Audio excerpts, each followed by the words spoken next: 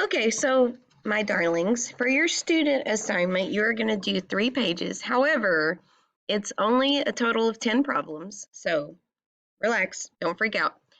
So the first page is right here. It's 3.B.16. There's only 2 problems.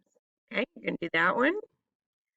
On this problem, on this page, 3.B.17, there are 6 problems. You can do whichever 4 you want. So pick any 4.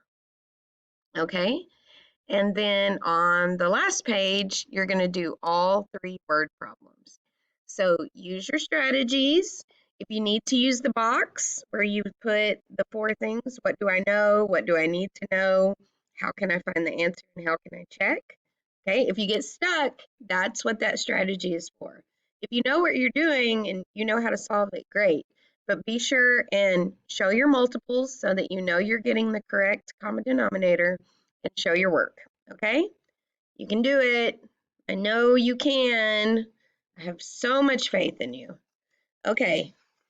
Go with the wind, my friends, and work like the wind on these fraction problems.